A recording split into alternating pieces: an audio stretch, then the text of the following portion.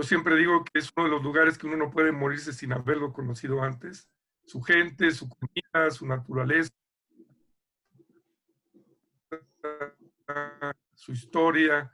Muy honrado y muy complacido de poder compartir con los amigos que amamos también este deporte y esta actividad. El tema que quiero compartirles el día de hoy tiene que ver con una preocupación que me ha dado muchas vueltas a la cabeza en los últimos años, porque ciertamente estamos en una era donde la tecnología ha empezado a sustituir muchas de las funciones que el Homo sapiens tenía que resolver por sí mismo antes. Esto tiene, como siempre, una parte muy positiva y otra parte que puede ser preocupante. Cuando yo planteo esta propuesta, estoy intentando buscar la manera como los educadores, y en nuestro caso educadores acuáticos, podemos contribuir para que esta tendencia tecnológica, que es indispensable, que además nos va a ayudar a mejorar en muchas cosas, no necesariamente derive en afectar la salud integral, la potencialidad de los recursos que como seres humanos tenemos y obviamente nuestra naturaleza. Hoy estamos enfrentando una situación de salud mundial que es una luz roja que nos dice de manera obligada: deténganse, una pausa, tenemos que repensar qué está pasando con la civilización humana, con el concepto educativo y con el concepto de salud en el mundo. Parece que esta crisis la habremos de superar sin duda. Soy muy optimista al respecto, pero también estoy seguro que no volveremos a ser los mismos que éramos antes. Al terminar esta crisis, habremos aprendido a ser más agradecidos, a caminar más despacio, a valorar muchas cosas que habíamos dado por absolutamente naturales y claras en nuestra vida, y creo que esto va a ser algo muy positivo para nosotros. Esta propuesta surge de hace 25 años, empezamos a investigar respecto de cómo podríamos mejorar los procesos. En ese momento mi preocupación se centraba en el entrenamiento de la natación competitiva. Después de haber sido entrenador nacional muchos años, me di cuenta que gran parte de los problemas que teníamos en las selecciones nacionales estaba generado desde el origen, desde la manera como iniciar la educación acuática, que en este momento para nuestro país solo se veía en una manera muy tradicional de clases de natación, nada que ver con un concepto educativo o de salud. El hecho de que haya clases de natación dirigida a la técnica no necesariamente tiene que ser un proceso saludable y educativo, sino era más bien un proceso que intentaba acelerar los procesos para formar nadadores y ponerlos a competir, teniendo una visión más de competencia que educativa. Hace algunos años, trabajando en Oaxaca, tuve la gran suerte de trabajar con Beatriz Cesarte, una psicopedagoga, que hicimos un equipo de trabajo muy interesante y nos apoyamos con el doctor Víctor La Fonseca, doctor en psicomotricidad. Y esta persona nos acompañó varios años para tratar de repensar cómo educar al cuerpo humano basado en la ciencia, basado en el conocimiento de las neurociencias y los conocimientos del desarrollo psicomotor humano. El siglo XXI se conocerá como el siglo del cerebro humano, es el siglo de la neurociencia. Hemos aprendido más del cerebro humano en estos 20 años del siglo XXI que en 2000 años de historia escrita antes del siglo XXI. Esto ha revolucionado la manera de educar, la manera de entender al cerebro, y coincide con esta explosión tecnológica que llamamos disrupción tecnológica, donde pareciera que la tecnología nos lleva a alejarnos de la naturaleza humana y la neurociencia nos lleva a reencontrarnos con la ciencia del hombre, de su desarrollo, de su conocimiento, y yo he intentado buscar una manera de que estas dos corrientes converjan en el tema educativo y en nuestro caso de la educación en el agua.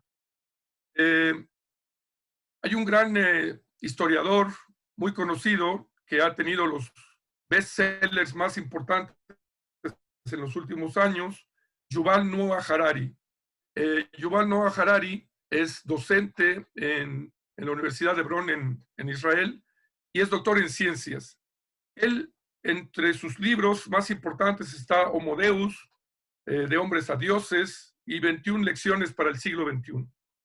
Él dice que la tecnología está llegando a un punto donde los seres humanos cada vez tienen que utilizar su cerebro menos de lo que lo utilizábamos antes, y esto está cambiando la conformación del cerebro humano al punto que estamos perdiendo muchas de las aptitudes, capacidades y habilidades que el cerebro del Homo sapiens tenía. Recordemos que nuestro cerebro llegó a lo que es hoy gracias al movimiento.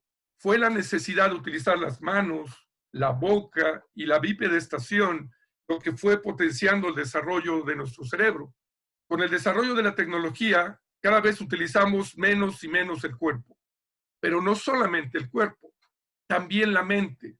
Yo recuerdo cuando yo era niño, yo aprendía 200 números de teléfono en la mente. Me preguntaban el teléfono y lo repetía de memoria. Sabía las calles y los nombres, sabía cómo llegar a muchos lugares. Con el correr del tiempo, cuando el hombre necesita algo hoy, le pregunta a Mr. Google o le pregunta al GPS cómo llegar, y hoy no tenemos que hacer más ejercicios de memoria, de conciencia ni de análisis, porque las computadoras y la tecnología lo están haciendo por nosotros. Lo cual es muy bueno porque también nos facilita en muchos sentidos la toma de decisiones, el eficientar muchos procesos, y también vamos a hablar un poco más adelante cómo podemos aprovechar la tecnología para sacarle un provecho a nuestra educación y buscar esta conexión donde tecnología esté al servicio de eficientar los procesos pedagógicos y tratando de evitar los extremos negativos que pudiera tener este desarrollo. Bien, a lo largo de toda la evolución de la especie humana, tenemos que recordar que el Homo sapiens no ha sido durante toda la historia el homínido dominante de nuestro planeta. En algún momento el Homo sapiens era el lugar intermedio en la cadena de alimentación y en la cadena de dominio del medio en el planeta.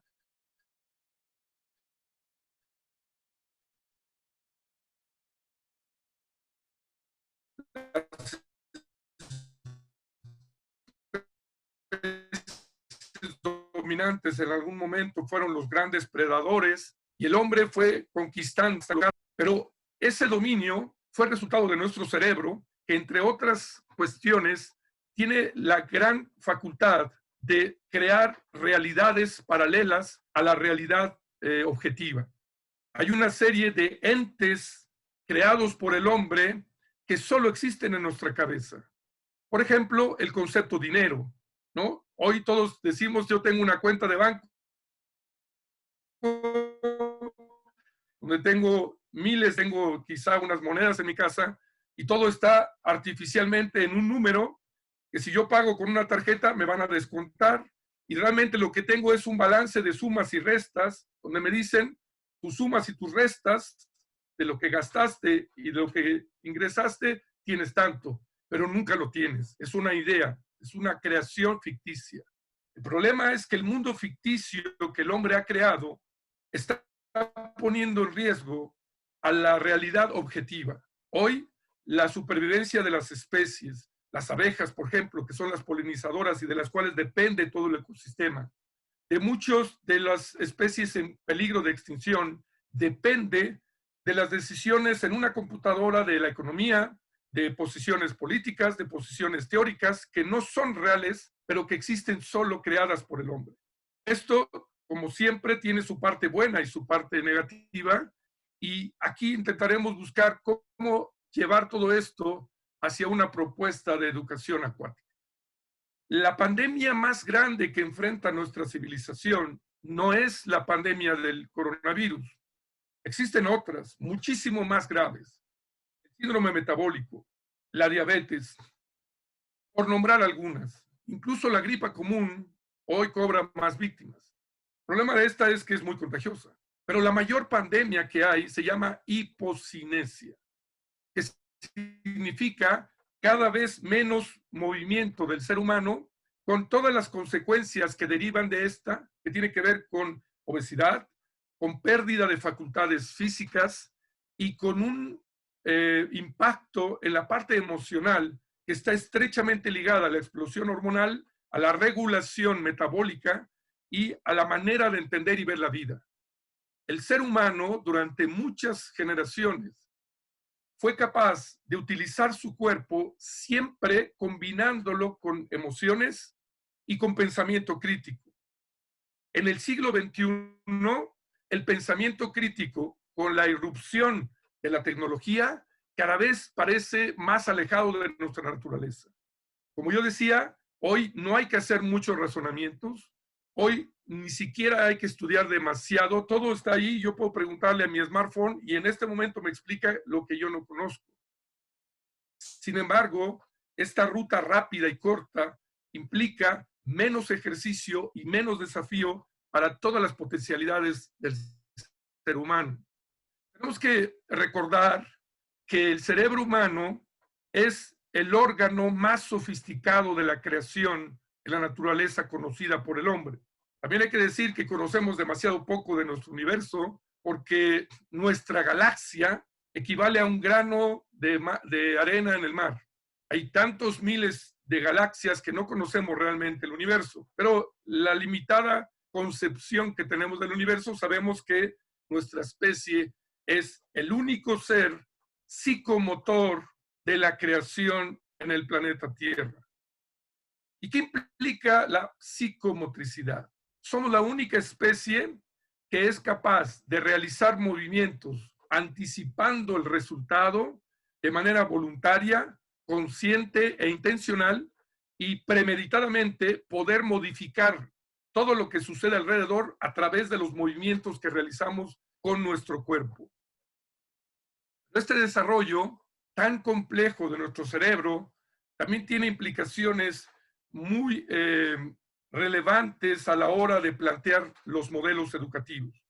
Tenemos que entender que los modelos educativos de cualquier área, y en este caso educación acuática, deberían respetar la natura humana. Y si respetamos la natura humana, podemos potenciar la manera como hemos sido diseñados para tener una vida más plena, para ser seres más sanos y para poder realmente conocer los alcances que tiene nuestras posibilidades como Homo sapiens. Quiero decirles que tristemente, a lo largo de la evolución, el Homo sapiens ha ido perdiendo gran parte de sus aptitudes. En algún momento los pies pudieron ser prensiles como en otros homínidos. En algún momento nuestra flexibilidad nos daba para hacer movimientos mucho más ágiles. Y en algún momento también la capacidad de análisis y toma de decisión fue mucho mejor que lo que tenemos hoy. No lo notamos por la sustitución de la inteligencia artificial, de los big data, que hoy procesan mucha información por nosotros y que esto no nos ha permitido tomar conciencia del grado de subutilización en la que ha caído nuestro cerebro. Tenemos que recordar también que el diseño del ser humano fue vertical. Nuestra bipedestación, con apoyo de la planta de los pies, posición erecta para el reflejo de enderezamiento, condiciona la manera como nuestro cerebro percibe la seguridad, como percibe el mundo en el espacio y en el tiempo, y a partir de ahí es como el cerebro puede empezar a ir relacionándose con la naturaleza. En este caso también con el agua. Entendiendo este proceso de desarrollo psicopedagógico y psicomotor, podríamos entonces tratar de encontrar un equilibrio en la educación acuática que nos permita llevar al ser humano a su naturaleza, respetarla y ayudarle a potenciar su desarrollo como especie. La tecnología y la ciencia han estado al servicio del hombre por mucho tiempo y esperemos que así siga. Estos problemas de falta de movimiento, de la gran crisis que representa la hipocinesia en el mundo, tendríamos que preguntarnos cómo ayudamos al ser humano para recuperar todo aquello que lo formó, que condicionó el desarrollo que tiene su cerebro hoy, y cómo ayudarle a reivindicar esa naturaleza. ¿Qué es lo que la industria ha querido hacer? La industria ha sacado un montón de modelos de preparación física, porque nunca como en la actualidad la humanidad está preocupada por moverse. Empezamos a entender el valor del movimiento humano, cuando hemos dejado de hacerlo durante tanto tiempo. Yo me acuerdo cuando era joven, tenía que mandar una carta, yo vivía en Alemania, y hacía una carta en una cosa rectangular que se llamaba hoja, lo ponía en un sobre, colocaba unas estampillas y había que ir caminando a la oficina postal. 2 meses después, de Alemania a México, llegaba la carta y yo me enteraba, o ellos, de qué estaba pasando. Nada que ver con el WhatsApp, que hoy nos acercó. Pero esta diversidad de tareas mantenía también una salud integral emocional, física y metabólica del ser humano. Hoy día, para hacer ejercicio, te ponen en una caminadora y ponen una pantalla de televisión donde estás escuchando una canción de Shakira y tú vas corriendo muy emocionado, y conforme aumenta la canción de Shakira, pues tú corres más rápido y así tus pulsaciones van al tono de la canción. Y lo único que está sucediendo con esto es que estamos educando a nuestro cerebro a que vaya la mente por un lado y el cuerpo por otro lado. Esto nunca en toda la historia de la humanidad ha sido la manera como el hombre ha utilizado su cuerpo y su cerebro.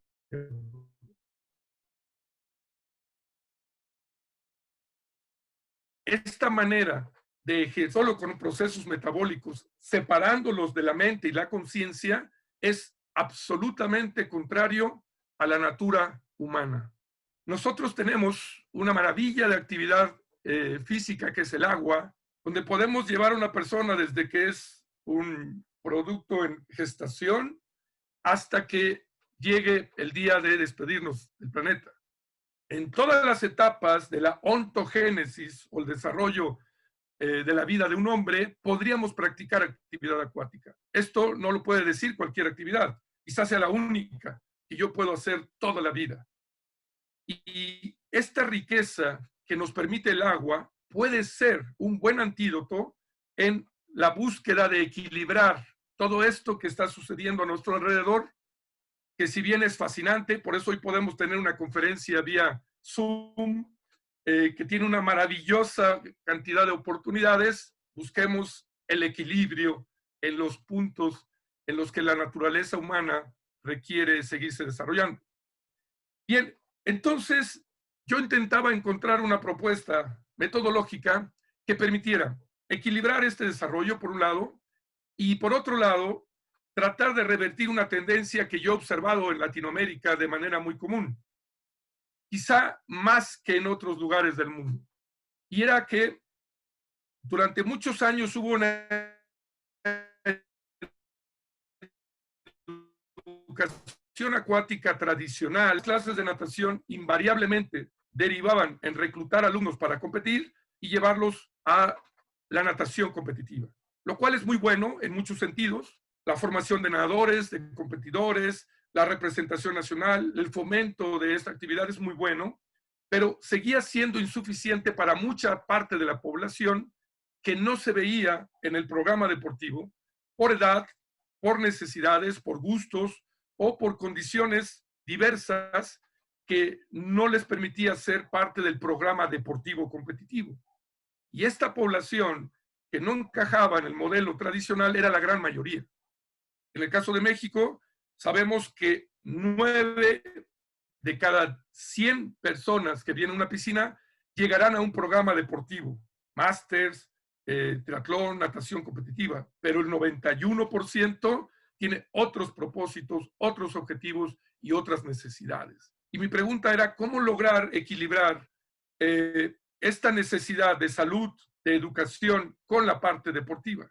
Surgieron entonces una corriente muy grande de escuelas de natación centradas en educar para la salud, buscando mejorar calidad de vida de los individuos.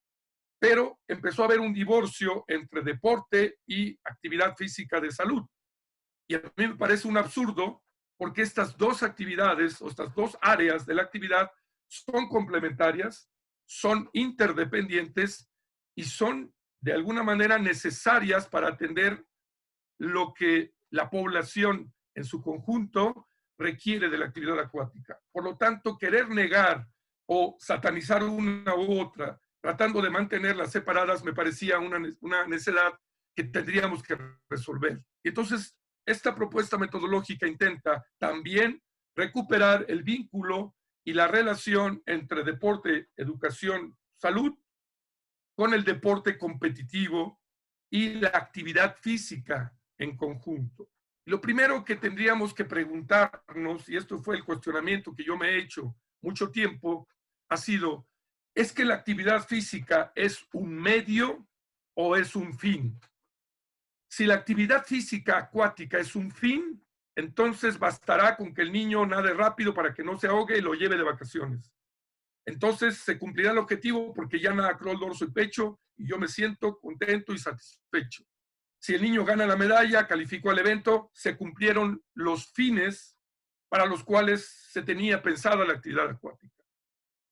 Pero al ir reflexionando, tendríamos que cuestionarnos si esto es suficiente para las necesidades del hombre actual ante la realidad que estamos viviendo en la sociedad, ante los problemas de salud, de violencia, de adicciones, de obesidad y de falta de movimiento.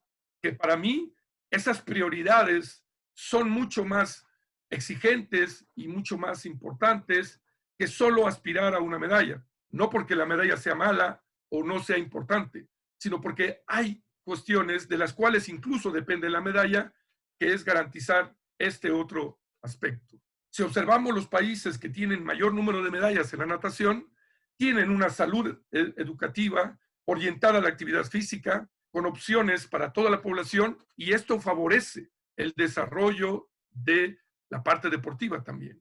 Entonces, la pregunta me parece crucial ¿es la actividad acuática un medio o un fin? Tenemos que cuestionarnos qué enseñamos, para qué enseñamos, cómo enseñamos y cuándo enseñamos qué cosas. Existe un investigador de ascendencia peruana, por cierto, en Harvard, que dice que hoy nos han educado para ser productivos, para ganar medallas, para ser competitivos, para cumplir con una función social en una cadena de producción, en un sistema que nos exige ser competitivos. Pero para lo único que no nos enseñan y no nos educan es para buscar alcanzar nuestros propósitos de vida y con ello realizarnos como personas y ser felices. Que en suma, esta debería ser la mayor búsqueda de un ser humano. Mi cuestionamiento me llevó a pensar cómo fundamentar una propuesta educativa que permita ver la actividad acuática no como un fin, sino como un medio, donde yo entienda el proceso de actividad acuática como un proceso de educación en un aula acuática y no como un proceso solo utilitario para sobrevivir o para hacer deporte. Que en esta propuesta se incluyan ambas y que tengan un equilibrio entre las dos vertientes. Lo primero es definir cada uno de nosotros en nuestra instalación, en nuestra institución, de todas las posibles vertientes del deporte y la actividad acuática, cuáles quiero que formen parte de mi propuesta educativa.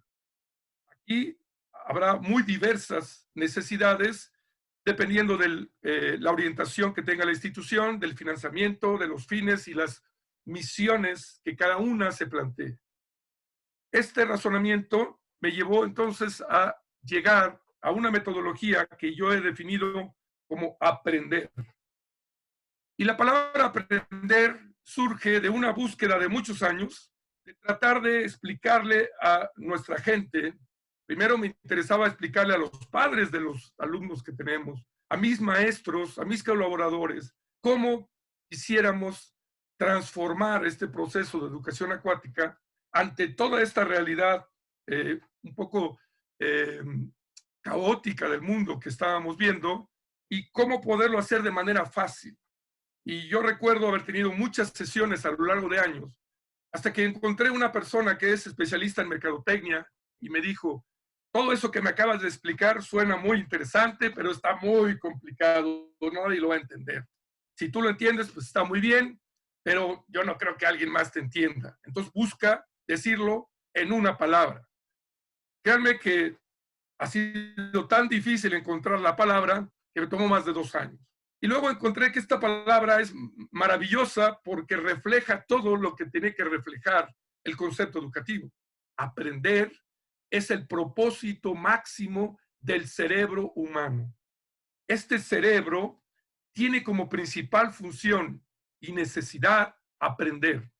¿Por qué?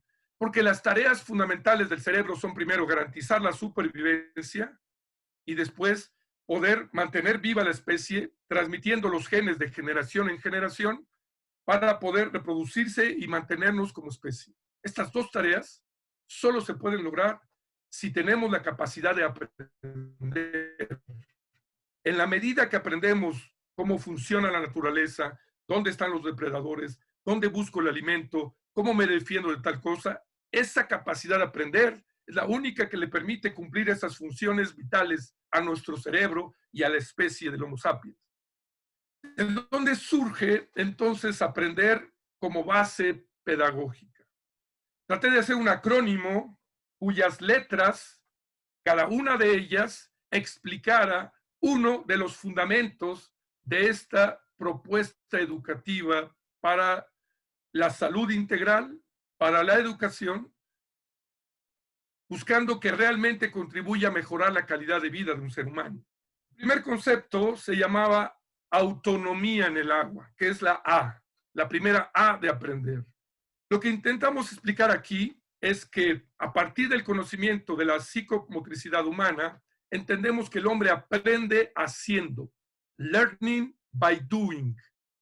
Yo puedo escuchar algo teórico, pero hasta que no lo vivencio, hasta que no trabajo con mis músculos, mi cerebro y mi cuerpo, no lo voy a interiorizar. Por tanto, la actividad como principal medio es el principal recurso de aprendizaje.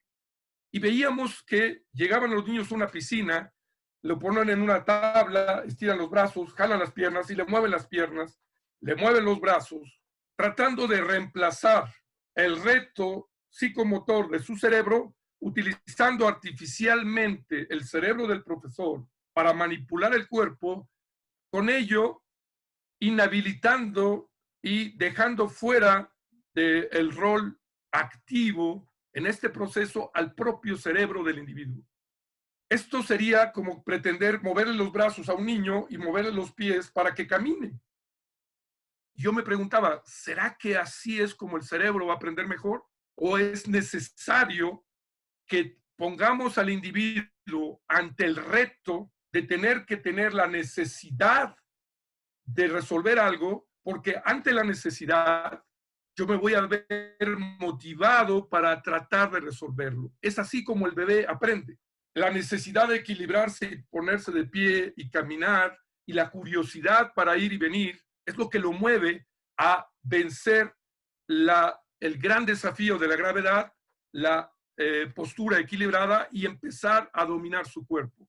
Aquí lo que intentamos es que cada individuo, en la medida de las posibilidades, pueda interactuar con el agua por sí mismo.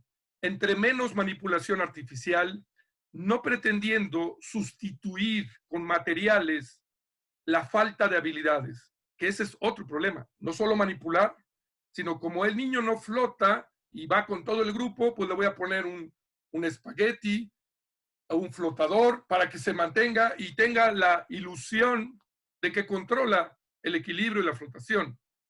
Esto lo único que hace es retrasar el proceso, porque es lo mismo que poner a un niño en un carrito artificial para caminar o colgado de un tirante como si fuera una marioneta, pero en realidad él no está equilibrando su cuerpo, lo está haciendo el artificio.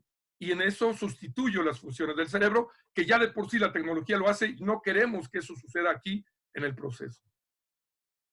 Y por eso también era importante aclarar qué significa nadar. Para muchas personas, saber nadar es sinónimo de aprender técnica, lo cual es absolutamente falso. La técnica es un invento de la cultura humana que no tiene ni 100 años, porque pasó hasta 1952 para que la mariposa se separara del pecho y tuviéramos 4 estilos. El deporte reglamentado de la natación no tiene ni 100 años. Pero el hombre ha nadado por miles de años, incluso el ergáster, que era otro homínido, el hombre del Néandertal, el hombre del Cromañón, incluso uno de los homínidos que compitió con el ser humano muchos años, fue Australopithecus. Conocemos hoy el caso de Lucy, este Australopithecus que murió ahogado. Es decir, la capacidad de aprender a nadar ha estado en los homínidos durante muchos miles de años. ¿Por qué pensar que todo se reduce a crawl, dorso y pecho y mariposa? Hoy día existen al menos 500 nados conocidos, registrados y documentados. Simplemente el polo acuático tiene más de 10 versiones, el nado sincronizado, el nado de salvamento, el nado militar, nados para los que se dedican al surf o al buceo. Y si tomáramos toda la gama que hay de recursos natatorios, hablaríamos de más de 500 maneras de nadar. Y desde que la cultura a través de la televisión conoce la natación competitiva, que es famosa y que dan medallas, pareciera que eso es el único objetivo del movimiento en el agua, lo cual tendríamos que derrumbar este mito y retomar la conciencia de que el ser humano necesita otros nados para estar a salvo, para disfrutar del agua. Yo quiero nadar dorso, me voy a meter al bar del hotel o voy a terminar ensartado en la red de voleibol acuático que pusieron por ahí, o voy a pasar encima de los novios que vienen de luna de miel porque no tengo puntos de referencia. Tendría que ir haciendo zigzag. La técnica sirve mucho para competir, para ir rápido, para ahorrar energía. Esto sirve mucho para la competencia, pero no necesariamente para la supervivencia ni para desarrollar todo el espectro de coordinación psicomotora que tiene el ser humano. Bien, si recordamos el inicio, ¿cómo tendría que ser basado en esta propuesta de poder entender la educación como un proceso donde respetemos las bases del desarrollo humano? Tendríamos que entender que primero hay que explorar el medio en la verticalidad, con un agua no tan profunda que me permita contacto de la planta de los pies y mantener el cenit o el reflejo de enderezamiento en vertical. ¿Por qué? Porque la verticalidad es el origen del desarrollo del cerebro humano y de los reflejos posturales, de los instintos y mecanismos que protegen la vida. Al yo tener esta conexión de reflejo plantar, verticalidad y reflejo de enderezamiento, voy a quitar el 90% de las inhibiciones que bloquean el aprendizaje para nuestro cerebro en un medio como el medio acuático. Segunda estación que sugerimos en todo este proceso es pasar de la exploración vertical a la relación del agua con los órganos de los sentidos de la cara. Agua boca, agua nariz, agua oídos, agua ojos. Este contacto del agua con los órganos de los sentidos, que son los exploradores y los informadores fundamentales de nuestro cerebro, va a evitar que haya esta sensación de inseguridad y de peligro en el medio acuático. Un paso fundamental en la conquista de la seguridad y la confianza. Vamos a ver un poco más adelante la importancia de estos dos elementos. Víctor da Fonseca, que es el doctor en psicomotricidad con el cual trabajamos muchos años, dice que en el proceso del aprendizaje del hombre en cualquier movimiento, la confianza forma el sustrato básico para empezar a aprender. Y que es mucho más importante sentirse seguros que estar seguros. Si ustedes analizan en todas sus piscinas, la gente está segura. Hay alguien que lo supervisa, probablemente no es tan profunda, existen puntos de referencia, carriles, hay manera de ayudarlos si tuviera un problema. Pero para el cerebro no basta con estar seguros, porque la razón no es la que percibe el aspecto de la seguridad. Lo más importante es sentirse seguro, es la emoción la que determina el desarrollo y el desenvolvimiento en el agua. Por lo tanto, primero la emoción y después la acción. Esto nos permitiría llegar a la tercera estación, que sería cambiar la postura vertical para conquistar la postura horizontal. Pero esta postura implica para nuestro cerebro toda una modificación de su esquema de desarrollo y de conciencia corporal en el mundo. El momento que cambio a la posición horizontal, lo que para mí era adelante, ahora es abajo, lo que era atrás es arriba, y todas las relaciones, espacio, tiempo, movimiento, se tienen que reconfigurar. Por lo tanto, es un reto muy desafiante para el Homo sapiens.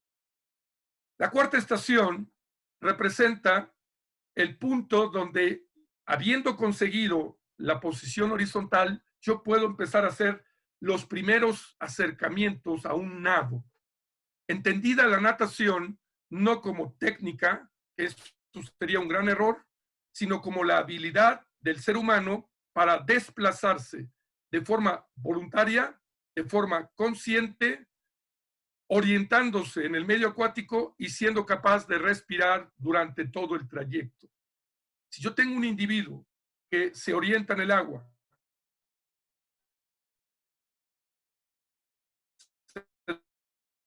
se desplaza voluntariamente, conscientemente, siendo capaz, aún y cuando todavía a mi oficina me preguntan, oiga, profesor, ¿cuándo va a aprender mi hijo a nadar?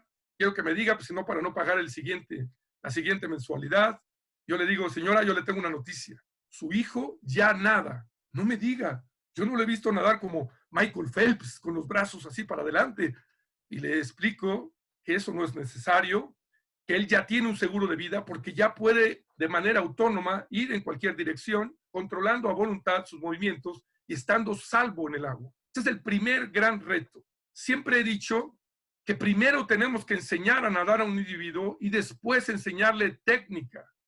El gran error de la enseñanza tradicional es pretender de manera equívoca intentar enseñarle a nadar mediante la técnica. Imagínense que un niño que todavía no camina, su madre se empeñe en que haga movimientos en flexión de 90 grados de brazos, que levante los muslos y las piernas como si fuera técnica de carrera normal. La carrera deportiva no es la mejor manera de que un bebé aprenda a caminar o un ser humano. Primero aprendimos a caminar, a correr y después aprendimos técnica de carrera o de caminata. Aquí es exactamente el mismo proceso. Y estos nados que subestimamos a menudo, me ha tocado dirigir varias tesis de licenciatura con gente que me pide un tema para su tesis. Y yo les he dicho, elige nados naturales. Todo esto que puede ser nado de perrito, de rana, de garra patada, como la era del hielo. Estos nados que subestimamos tanto representan los protomovimientos, es decir, es el prototipo de lo que después se convertirá en el crawl o en el dorso.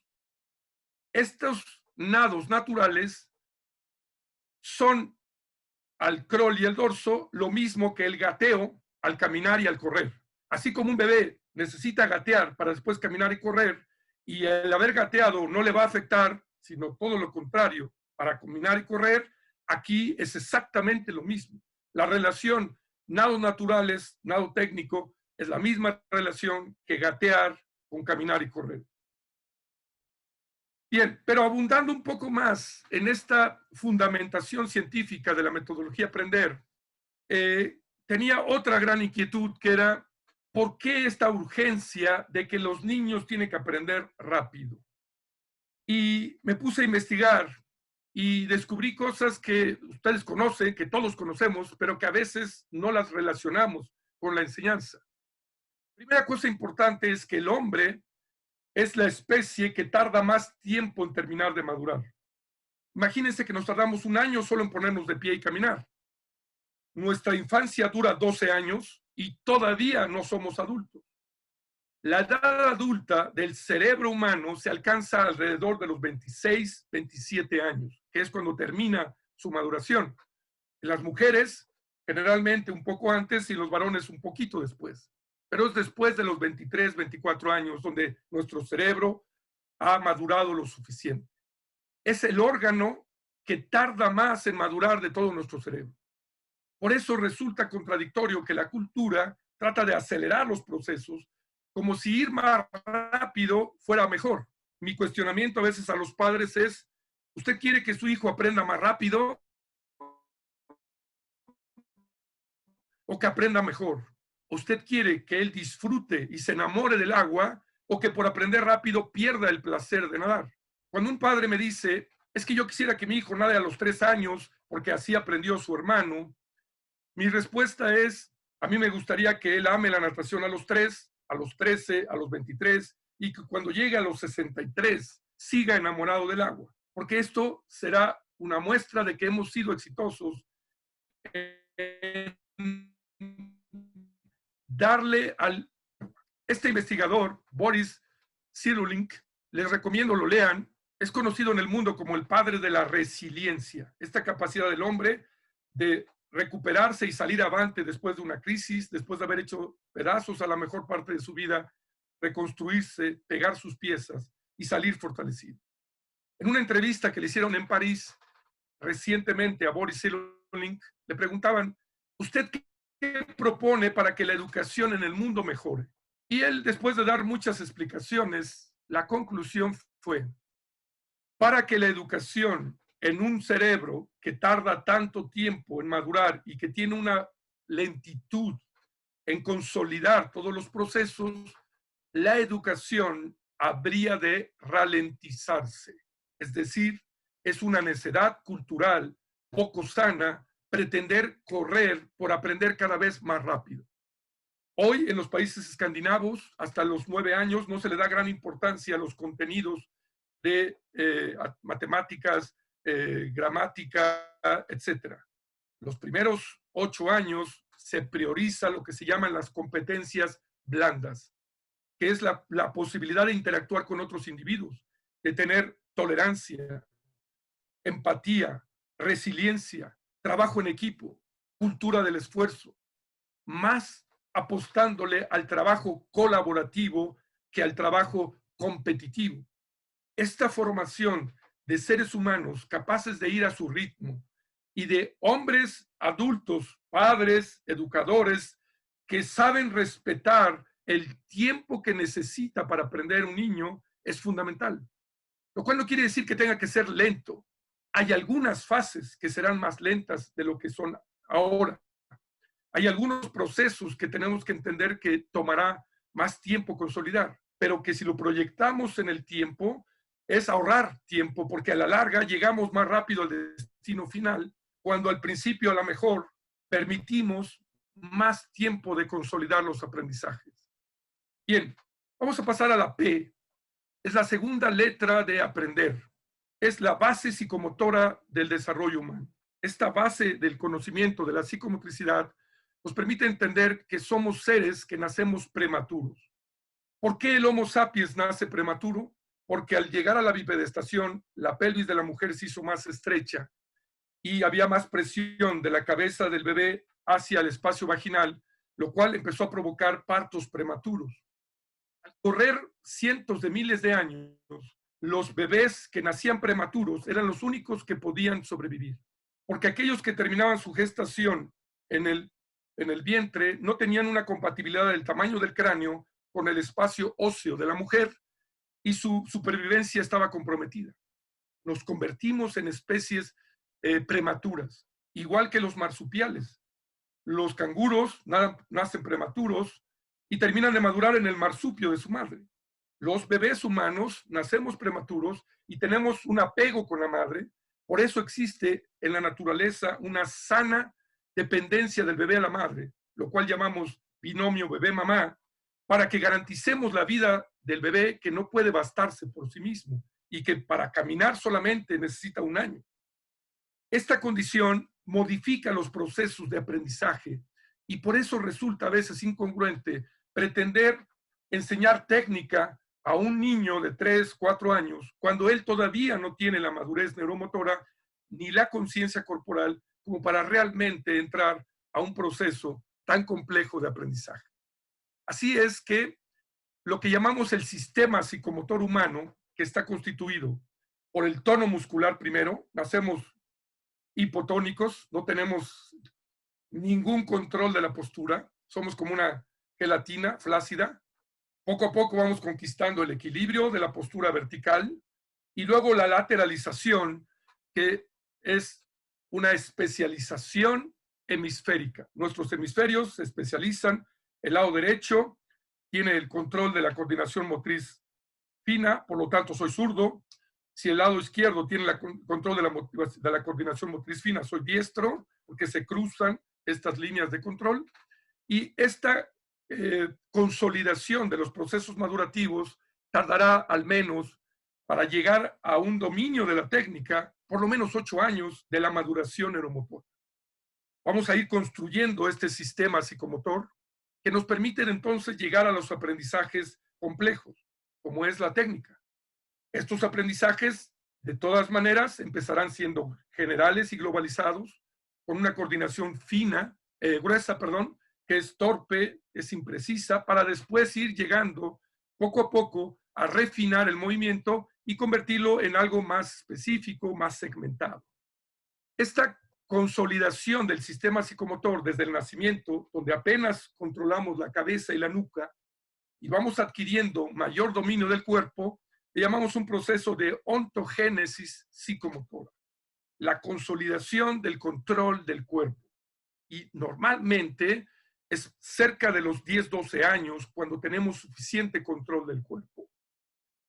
Después, tarde o temprano, la vida nos irá llevando a un proceso de retrogénesis, que es estas aptitudes que nos costó tanto trabajo conquistar. Conquistamos la verticalidad venciendo a la fuerza de gravedad, dominamos nuestro cuerpo, tenemos plena conciencia del cuerpo en tierra y después empezamos a perder aptitudes. Lo más preocupante en la era de la tecnología es que entre más años pasan, la esperanza de vida va aumentando. En los años 50, la esperanza de vida era de 60 años para mujeres, 55 para hombres. Después subió a 60, 58, 65, 60. Y hoy la esperanza de vida en el mundo, en la mujer, es arriba de 75 años y en los hombres cercano a los 70. ¿Pero qué pasó? Al correr las décadas, los problemas de síndrome metabólico, como diabetes, hipertensión y otros, empezaron a aparecer cada vez más tempranos en las décadas de vida. Ya no era en la última década, sino a los 30, a los 20. Hoy estamos viviendo la crisis de diabetes infantil en el mundo. Y tristemente México es el primer lugar en el mundo en este problema, junto con Estados Unidos, lo cual no es nada gratificante y es algo serio en lo que tenemos que pensar. Pero el resto de Latinoamérica estamos muy cerca de este patrón. Por tanto, es un tema de salud colectiva el que podemos revertir con todo esto que nosotros vamos a tratar de hacer en los individuos.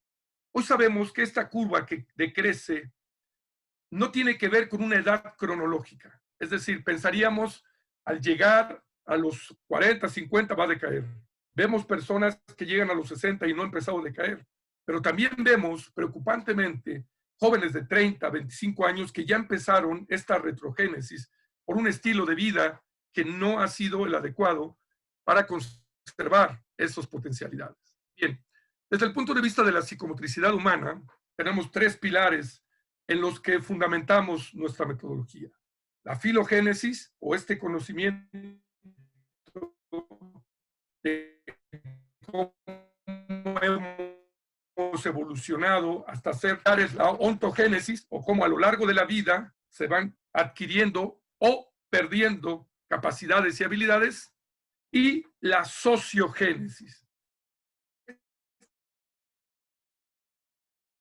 Esta parte de la sociogénesis es lo que la sociedad y la cultura pide. A menudo los padres vienen a pedirnos, ¿podrían enseñarle a nadar a mi hijo para que en las vacaciones pueda llevarlo a una playa? ¿Podrían enseñarlo rápido porque tiene que hacer un examen para una escuela militar? ¿O porque quiero que baje de peso rápidamente? Pareciera que pudiéramos hacer procesos educativos express que de un día para otro cambien una realidad, lo cual en realidad es contrario a lo que hemos visto de cómo se desarrolla el ser humano. Por lo tanto, ahí hay que hacer un alto en el camino, es decir, planteemos una educación acuática que no fomente más esta tendencia. Y entraríamos a la R, la relación personal de cada individuo con el medio acuático. Hay un científico francés que se llama Paul Fernández, ¿no? Nada que ver con francés, porque su nombre y su apellido no son franceses, pero él es francés. Y él dice que cada individuo tiene una historia con el agua y que consciente o inconscientemente nuestra historia nos regresa al agua para trabajar con esa historia. Y por lo tanto, tenemos que ser respetuosos cuando alguien viene al agua y solo le interesa caminar.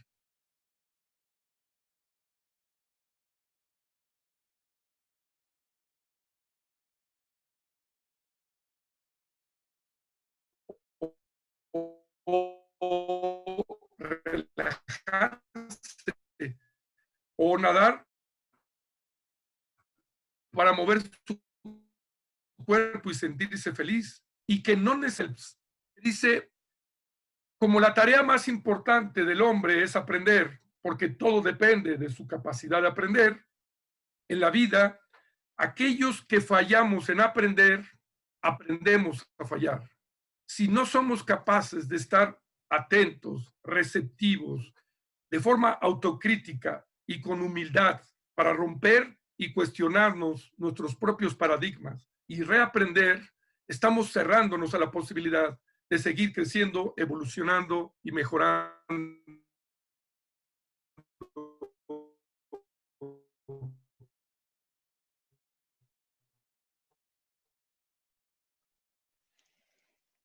Armando, se te está perdiendo un poquito la voz, se te está yendo el internet.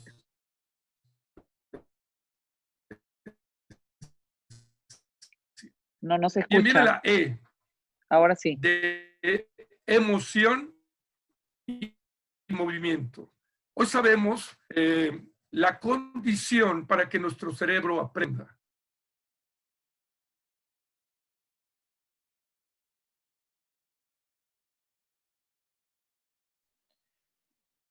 Estamos sin audio, Armando, no se te escucha nada. Julia, ha salido de conexión, su internet está fallando ahorita. Ah, esperemos un ratito entonces Listo. que se vuelva. A conectar de nuevo. Ya se conectó ya. Sí. Yo ya estoy, ¿eh? Ya. Ah, ok, ya. Sí, se te perdió la voz. Es que hay momentos en los que el internet no ayuda. Sí, está saturado. Vamos a ver. Ahí va. Bien. Una disculpa porque la tecnología a veces no nos ayuda. De cualquier manera, si quieres retomar la grabación para que lo podamos compartir después. Bien, decíamos que una condición para poder aprender está en que el cerebro esté emocionado. También una recomendación por ahí, si ustedes apagan su micrófono y su video, eso agiliza la velocidad de la transmisión de datos para que puedan escuchar también un poco mejor. Sabemos que la emoción está conectada con todos los procesos de aprender, porque nuestro cerebro tiene básicamente 3 cerebros. El cerebro reptil, que se encarga de los instintos, de los reflejos, de proteger la vida. El cerebro emocional, que es el que regula todos los procesos de aprendizaje. Y es por eso que la emoción es tan importante para aprender, porque es como si fuera un fijador. Es el que nos da la memoria vívida a través de las emociones que sacudió el proceso, recordar eventos que nos van a marcar para toda la vida. Estos pueden ser positivos o negativos. No hay una connotación positiva o negativa de la emoción. La emoción siempre es necesaria. Son respuestas adaptativas. Pero cuando la emoción es positiva, tiene un impacto mucho más sólido en lo que aprendemos y en lo que recordamos de lo aprendido. Tenemos un cerebro racional que es el que se pregunta las cosas. ¿Por qué aprendo? ¿Para qué aprendo? ¿Cómo aprendo? Entender que para llegar al cerebro racional hay que resolver primero que la situación de supervivencia no esté comprometida, es decir, que el cerebro reptil resuelva sus necesidades. Solo así podrá entrar en acción el cerebro emocional, que es el que da luz verde para decir, todo está bien, no hay miedo, no hay nada de qué preocuparse, entonces sí, entras en acción tu cerebro racional. A veces hago un poco la anécdota de que un profesor de natación tiene un niño que está llorando y en su desesperación por tranquilizarlo, saca un patito de hule y empieza a cantarle una canción, pretendiendo que el niño, escuchando la canción, se tranquilice. Pero el problema es que cuando está llorando es porque su cerebro reptil está mandando una señal de emergencia y preocupación, junto con el cerebro límbico o emocional. En ese momento, el cerebro racional no capta información. Por tanto, al cerebro reptil, el patito de hule y la canción que le cantamos no le importa. Mira, tu patito de hule, tu canción y todo lo que tu profesor diga no me interesa, yo tengo un peligro de vida y tengo que salvarme. Por esa razón, la única manera de tranquilizarlo es sentarlo, permitir que se sienta seguro y entonces sí pueden sacar su patito de hule, la canción favorita y cantarla, porque entonces ya estará recibiéndolo el cerebro reptil. Esta emoción es importante reconocerla y generalmente el tono muscular la denota. Nuestro cuerpo es un sensor que todo el tiempo está diciendo cómo está mi emoción. Entre más tensión y rigidez corporal, más preocupación. Cuando yo puedo soltar, estar flexible, con cierta soltura, eso denota seguridad en la persona. Por eso nosotros tenemos que leer el cuerpo, porque la lectura del lenguaje corporal es la lectura de la emoción del movimiento. Un tono muscular relajado implica un estado de seguridad y confianza. De esto nos ha hablado mucho Daniel Goleman, que escribió y se hizo famoso por este concepto de inteligencia emocional, y él dice, el mejor aliado del aprendizaje es la confianza y el placer. Cualquier proceso de aprendizaje que no genere confianza y placer será contrario a las necesidades que nos llevan a aprender.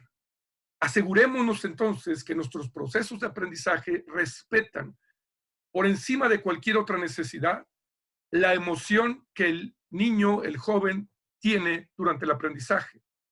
En el siglo XX fue muy famosa una ecuación que se conocía como emotion. La palabra emotion en inglés significa emoción, pero si separo la E de motion, nos queda motion como movimiento. La E representa las emociones. Y esta ecuación se hizo famosa porque hablaba de que el movimiento humano no es otra cosa que una emoción que el cuerpo traduce en una expresión del movimiento. Por tanto, movimiento en el cuerpo humano es emoción. Pero en el siglo XXI entendimos que la ecuación también era reversible. Y yo también puedo cambiar las emociones del cuerpo con la manera como se mueve el cuerpo. Esto tiene un vínculo a través de una respuesta que se llama vagotónica. Cuando puedan, lean los pares craneales y estudien un poco a partir de la vagotonía. El mecanismo vagotónico permite vincular los procesos de movimiento con el estado emocional y con la bioquímica del cerebro, lo cual es fundamental entenderlo. Si yo logro que una persona venga al agua y se mueva con placer, con gusto, estoy cambiándole la alegría, el placer, el optimismo que va a tener en su vida en ese día. Y importante también entender que las emociones es necesario expresarlas. Y en esta propuesta de educación acuática llamada Aprender, intentamos que los niños aprendan a reconocer, expresar y verbalizar sus emociones, con tareas tan simples como ponle un nombre a lo que sientes. O si estás enojado porque no me dieron la tabla que yo quería, le preguntamos, ¿eso es un problema muy grande, mediano o pequeño? Porque si es pequeño, pues no vale la pena enojarse. ¿Cuándo se enoja uno? Imagínate si se te rompiera tu juguete más importante, si se enfermara alguien que tú quieres, eso sí es muy grave, pero si no te tocó la tabla, entonces los ayudamos a un poco calibrar y matizar, pero permitirles que expresen su emoción sin agredir, sin dañar a otros, sin dañarse ellos mismos. Un poco ayudarlos a su gestión emocional a través del proceso. Bien, tendría la N. Para lograr las 4 letras anteriores, no sería posible si no hiciéramos una adecuación del proceso dividido en niveles de enseñanza, donde vamos de lo más general a lo más específico, de las habilidades de adaptación al agua, supervivencia, autonomía en el agua, aprendizaje de nado natural, aprendizaje de nado técnico. Esa es la continuidad del proceso. También, para lograrlo, es indispensable graduar profundidades, graduar distancias y calibrar y dosificar la duración del estímulo. Sabemos que para aprender, el aprendizaje parte de la zona de confort y seguridad. Esa zona de confort, sin embargo, donde me siento seguro, control frente a los desafíos de aquellas habilidades que todavía no sé o que todavía no puedo. Por tanto,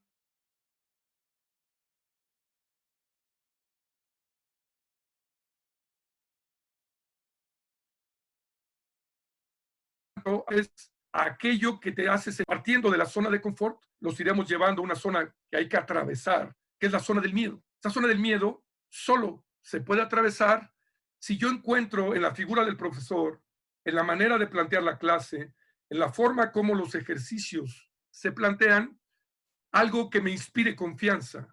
Y lo que más confianza me inspira es sentir que respetan mi miedo, que respetan los tiempos que yo necesito para aprender y para adaptarme, y que me siento con alguien que tiene empatía conmigo, que es mi profesor o el grupo de amigos con los que estoy. Es así como vamos transcurriendo de la zona de confort, pasamos la zona de miedo y entramos a las zonas de aprendizaje.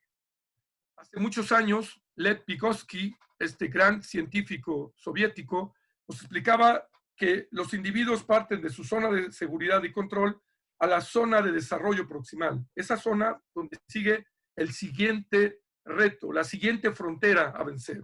Y expandiendo esas fronteras, enfrentando los retos y siendo capaces de encontrar una solución ante ese reto, vamos a ir logrando mayor aprendizaje. Y es justo lo que intentamos hacer con la metodología Aprender. Después viene la D, de la didáctica de la diversión. Los seres humanos somos no solo Homo erectus, Homo habilis, Homo sapiens, también somos Homo ludens, hombres lúdicos. Todo lo que sea divertido nos anima a aprender. Es más, la diversión es la que detona el aprender. Y a veces creemos que didáctico y lúdico es juego. Quiero decirles que no siempre y no necesariamente. El juego es una de las mejores herramientas, no hay duda. Pero cuando un juego no es interesante y me lo ponen siempre igual, deja de ser divertido, deja de ser lúdico. También puede ser lúdico un reto, algo que desafíe mi inteligencia, mis habilidades, algo diferente, romper la monotonía, factor sorpresa, trabajo en equipo, situaciones imprevistas que surjan en el aprendizaje. Todo eso puede ser lúdico. Y a esto es a lo que tenemos que apostarle si queremos estimular para que este cerebro siga aprendiendo, y qué mejor en la maravillosa y extraordinariamente divertida situación del agua. Esto va a desencadenar en generar una serie de endorfinas, de hormonas que van a cambiar la bioquímica de nuestro cerebro.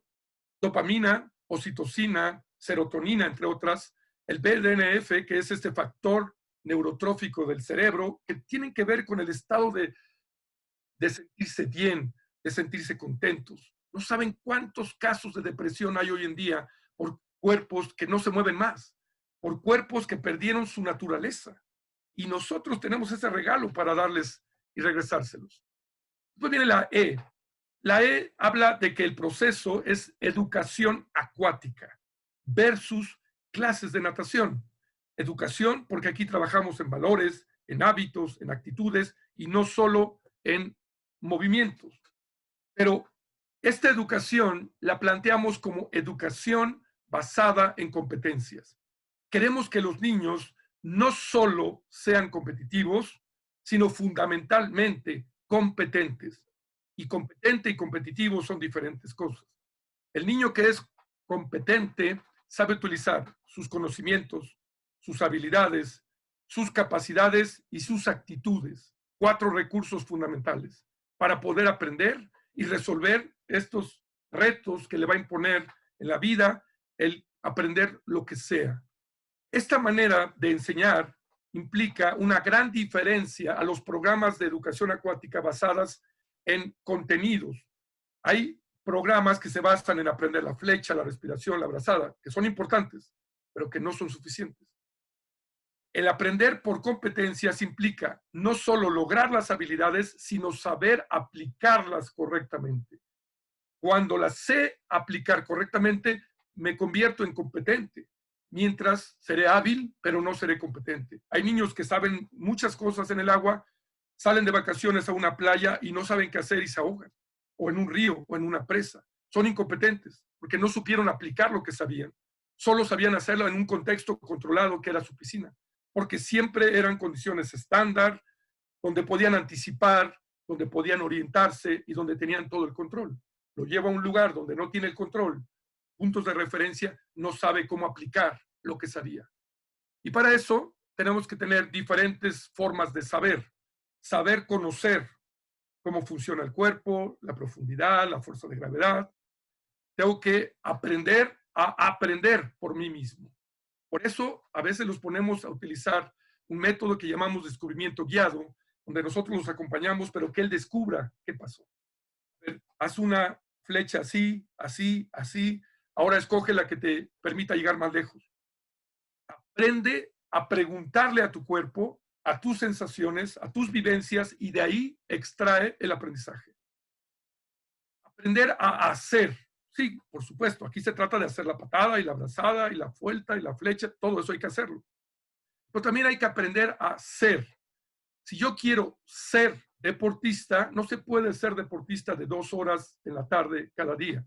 Tengo que tener un estilo de vida de dormir, alimentarme, comer, hidratarme, organizar mi escuela, mi vida social, para que yo pueda cumplir con el entrenamiento. No se podría ser si no es congruente con el estilo de vida. Bien, esta educación basada en competencias intenta favorecer no solo las habilidades motrices, sino también conocimientos, hábitos, actitudes, valores y habilidades. En conjunto, intentamos que todo el potencial del ser humano esté involucrado en nuestra enseñanza. Porque, contrario a lo que mucha gente piensa, nosotros no nos vamos a dedicar solo al cuerpo. Estamos trabajando con el ser humano completo. Y el ser humano es mucho más que la suma de sus partes. Bien, finalmente llegamos a la reeducación postural. Esta fue una preocupación en los años 70, sobre todo para personas mayores. Se creía que ellos necesitaban recuperar esta movilidad, estas aptitudes perdidas.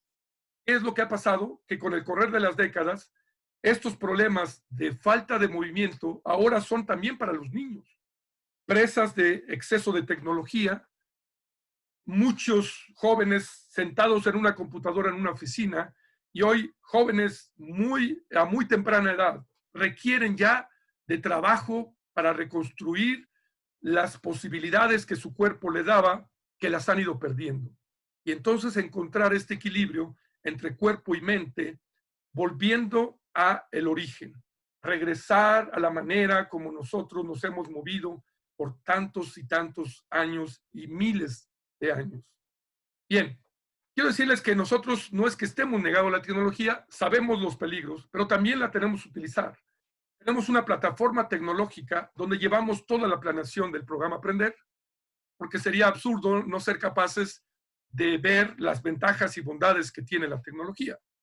Por eso dice que los analfabetos del siglo XXI no serán los que no sepan leer ni escribir, sino aquellos que no sepan aprender, desaprender para volver a aprender. Esos son los verdaderos analfabetos. Nosotros hemos creado una plataforma donde aquí están cargados todos los programas. Cada profesor tiene un grupo, escogemos los grupos. Si quiere tomar tutoriales de cómo es la técnica, los puede sacar en videos, preparar su clase, compartirlo con alumnos. Tenemos cancioneros para los niños muy pequeños. Si yo no me sé la canción, voy, la consulto, preparo mi clase y al registrarla queda cargado en la plataforma para que el coordinador sepa qué planeó, qué va a hacer ese día en su clase. Y llevamos todo el plan único de la escuela, el plan individual, aplicación de la clase, el registro de la calificación que diariamente da el profesor de cómo avanzó su alumno, y esto permite verificar el avance para que los padres lo vean. Puedo entrar a la plataforma, poner la clave de mi hijo y ver, mi hijo empezó aquí y avanzó ya todo esto, le queda por avanzar el resto, pero yo puedo ir constatando con evidencia cómo va el aprendizaje. Lo tenemos registrado. Si el profesor falta porque está enfermo, puedo descargar el plan de su clase y otro profesor continuará con el mismo programa. También nos permite dar evidencia para cuando los padres tienen duda de su hijo ha mejorado o no, podemos darle todo su historial. Esta plataforma es muy práctica, muy intuitiva, nos permite con una tablet, con 15 clics queda toda la clase planeada y con 5 clics más evalúan a todo el grupo, y con esto obviamente estamos tratando de sacarle provecho a lo que la tecnología también nos da.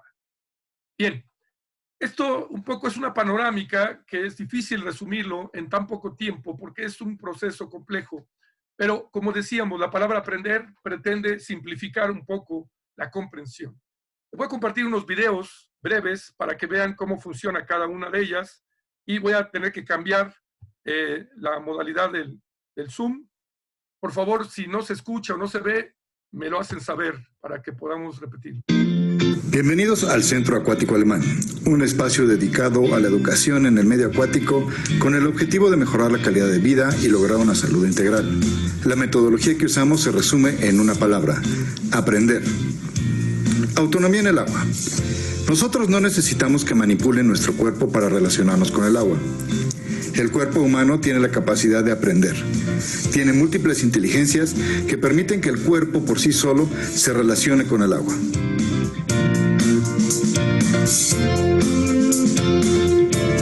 Hola, soy el profesor Armando Sánchez. Los invito a venir al Centro Acuático Alemán, compartir la emoción de brindarles salud a todas las personas. Bien, esa es la A. Ahora pasaremos a las preguntas también de todos los que quieran seguir abundando. El segundo concepto de la palabra aprender es la fundamentación científica de nuestros programas. Está constituida precisamente en el conocimiento que tenemos de la psicomotricidad humana. La psicomotricidad humana como una ciencia que engloba todos los conceptos que explican nuestra verticalidad y estas características como seres humanos que estamos apoyados en 2 pies, tenemos una visión horizontal. Cuando llevamos ese cuerpo al agua, tenemos que permitirle que poco a poco se adapte a las nuevas condiciones y adopte una posición horizontal. Todo ese proceso para llegar a la horizontalidad lo vamos graduando con diferentes plataformas y permitiendo que el cuerpo poco a poco se vaya relacionando con esta nueva realidad horizontal distinta a la que tenemos de nacimiento. Bien, la R. Primera R. El siguiente concepto tiene que ver con la relación personal y única de cada individuo con el agua. La R explica que cada persona tiene la libertad, el derecho y la necesidad de escribir su propia historia con el agua, de permitir que su cuerpo vaya encontrando la magia que el agua le puede dar y no heredar miedos de sus maestros, de sus profesores o de situaciones culturales que nos van imponiendo un cierto estereotipo. Nosotros permitimos aquí que cada persona vaya escribiendo su propio capítulo y su propia realidad con el agua.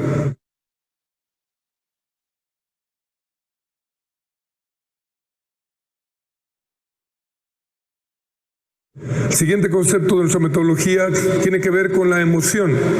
Sabemos que el cerebro humano, para poder aprender, necesita un nivel de emoción importante. Si no hay emociones involucradas, no hay aprendizaje. Pero queremos propiciar a través de todo el entorno, a través de la manera de enseñar, emociones positivas, aquellas que nos invitan a disfrutar del agua, a gozarla, a divertirse mientras aprendemos. Es así como podemos facilitar ese proceso de aprendizaje. Parece que vamos a pasar a las preguntas al final. El otro concepto tiene que ver con la necesidad de facilitarle al cuerpo vertical profundidades y distancias que le ayuden a ir conquistando el medio acuático de manera más sencilla. Por eso vamos de las menores profundidades en la parte de las plataformas más bajas que tenemos, donde empezamos en 80 centímetros, 85, 90 centímetros, vamos aumentando la profundidad en la medida que ellos van aprendiendo más. Lo mismo sucede con los adultos, ellos empiezan en una profundidad de 90 centímetros, después van a 1,10 metros, después a 1,40 metros, después pueden hacer cualquier profundidad. Y de la misma manera las distancias que se recorren, empezamos con 5 metros, 10 metros, 12 y después llegamos a 25 o más metros. De esta manera le permitimos también a la persona que poco a poco vaya ampliando ese espacio que domina en el agua y con ello mantener una seguridad en todo este camino. Bien, vamos a la D.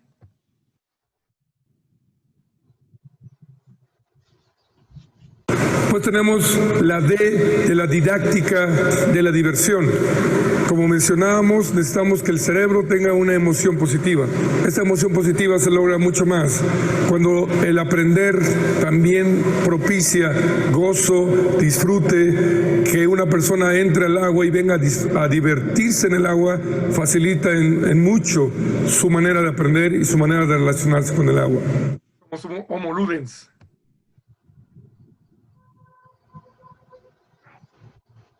El otro concepto que implica nuestra metodología es el tema de la educación acuática. Para nosotros el medio acuático es un medio para educar y para brindar salud, y no solamente para hacer deporte y no solamente para ponerse en forma. La educación acuática implica que al hacer todas las actividades en el agua, nosotros tratamos de inculcar también hábitos, valores, actitudes que le permitan a una persona tener una mejor calidad de vida dentro y fuera del agua. Y esos hábitos y esas actitudes le pueden beneficiar en cualquier cosa que haga en su vida. Por último, la R. El último concepto, la R, significa reeducación postural. Cuando uno entra al agua, en toda esta modificación de nuestro esquema corporal, los cuerpos van reacomodándose, vamos reestructurando la manera como trabajan nuestras articulaciones, nuestros músculos, nuestros ligamentos, y permitimos que el cuerpo vaya soltando y fluyendo en la manera natural como fue diseñado. El agua tiene un efecto mágico a la salud por este beneficio de reeducación postural. Bien, aquí voy a dejar de compartir el video, voy a cerrar la charla en 2 minutitos y con gusto, los que quieran preguntar algo, con todo gusto estamos para poderles... déjame regresar aquí.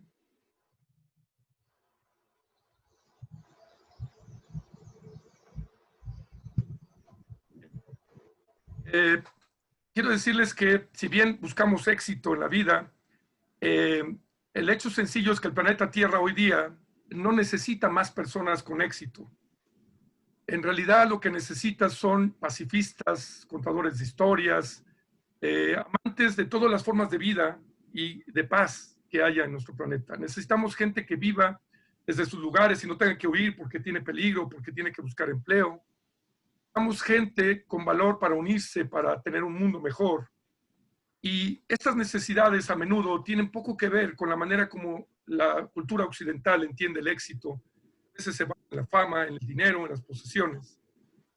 Sin embargo, no hay nada de malo en tener éxito si se es deportista, siempre y cuando este éxito sea resultado de la virtud, de las capacidades, del esfuerzo, de la tenacidad y la constancia. Si esto ha sido así, bienvenido, porque estamos ayudando a construir una mejor sociedad. Si queremos ir tan deprisa como hemos ido hasta ahora, probablemente no estemos contribuyendo sino a hacer más grande el problema que ya tenemos hoy día. Y para terminar, les comparto esta reflexión. Si pueden leer este libro maravilloso, Viaje a Ítaca. Habla de que a veces cuando empezamos a ser educadores pareciera muy largo el camino. tenemos que sortear muchas vicisitudes y pareciera que no vamos a ver nunca el final. Y viajamos con esta ilusión de encontrar ese lugar maravilloso donde al final voy a tener todo lo... Y esta es la búsqueda constante en nuestra vida. No vamos a llegar nunca a un puerto donde tengamos todo aquello que soñé alcanzar. La maravilla, el regalo y el aprendizaje está en recorrer el camino. Es en el día a día, en cada circunstancia, en cada problema que vencemos, en cada situación que enfrentamos, estamos teniendo esa recompensa de haber transformado nuestro vivir en un caminar que se traduce en sabiduría, en aprendizaje, el constante aprendizaje que nos tiene que llevar por esta ruta. Los que quieran, los invito a leer este libro maravilloso y pues ahora me gustaría, si tenemos tiempo, de dar espacio para algunas preguntas. Gracias a todos. Muchas gracias a ti, Armando. Tremenda exposición, nos dejas muchas enseñanzas. Muchísimas gracias. Vamos a pasar entonces a las preguntas. Voy a ver en el chat. Bueno, todas son felicitaciones, excelentes ponencias. A ver, la primera pregunta es, ¿cree correcto que el desarrollo de la psicomotricidad estimula la inteligencia? Definitivamente sí. Primero deberíamos de entender la inteligencia como múltiples manifestaciones de la capacidad humana para resolver conflictos, problemas. Encontrar una solución a un reto es una inteligencia. Y la inteligencia tiene múltiples manifestaciones. Hay inteligencia intrapersonal, interpersonal, lógica, matemática, inteligencia espacial. En todos los sentidos, el movimiento favorece esta inteligencia porque el cerebro humano creció y adquirió la inteligencia que tiene hoy precisamente a través de moverse para resolver sus necesidades. Entonces es estrechamente relacionado con el proceso natural del ser humano para seguir adquiriendo esta mayor problemas. Así es, siguiente. Bueno, felicita y dice, mi pregunta es cómo pasar de un método tradicional a un método integral. Lo primero que yo les recomendaría es empezar con lo que tienen. No se preocupen, yo cuando empecé a dar clases, tengo 41 años ya en este medio, ¿no? Empecé en 1978, casi 79, a dar clases de natación.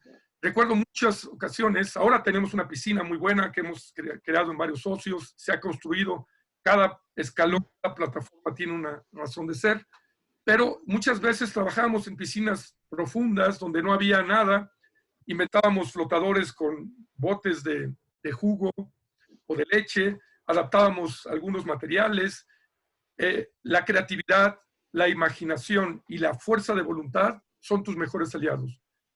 Yo trataría de ir de lo más básico primero, tratando de que el cuerpo aprenda solo, tratando de crear una experiencia motriz muy grande y poco a poco introducir técnica, y trataría de no preocuparme demasiado porque tenga que ser rápido. Con esas herramientas creo que puedes iniciar en cualquiera que sea tu circunstancia y te deseo mucho éxito. Sé que va a ser un camino muy interesante, como decíamos, el camino a Ítaca.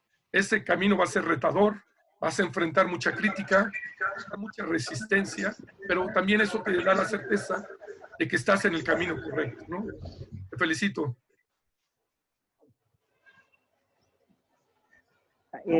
Ahora, la siguiente. Es muy interesante el cómo utilizaste la tecnología para crear y tener un control más detallado.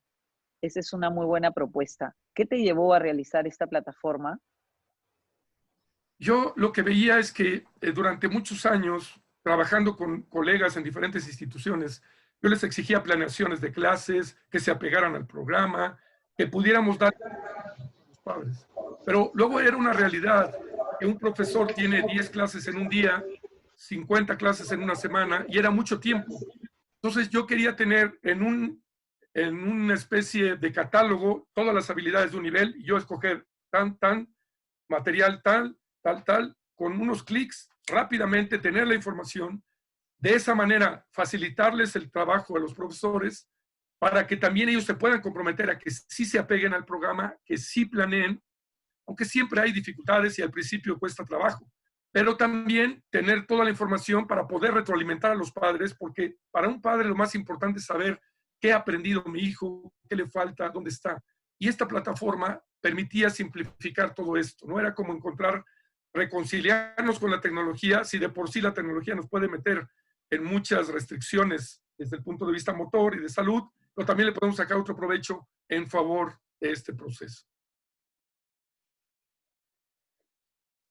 Siguiente, a nivel escolar, los niños que reciben clase una vez por semana, ¿cómo manejar relación personal con el agua, con aquellos niños con mucho temor al agua? O sea, se refiere a que solo van a clase una vez por semana. Sí.